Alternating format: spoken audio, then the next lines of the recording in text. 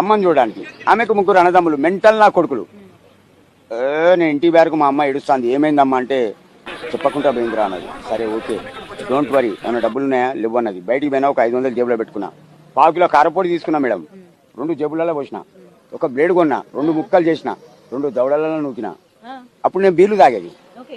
2 బీర్లలో ఒకటి తాగినా, ఒకటి బొడ్లే పెట్టుకున్నా. అప్పుడు రిక్షాని పిలిచిన, ఇంటి ముంగడి పోయినా, వాళ్ళ ఇంటి ముంగడికి.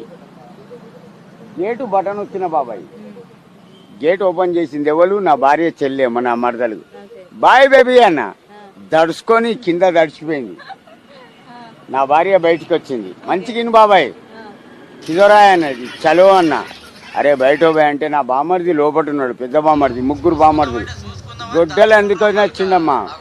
నా మరదలు అప్పుడు మడత కుర్చీలు రేపు, నా మరదలు తీసుకొచ్చి కుర్చేసింది. వాడు గడ్డపర తెచ్చి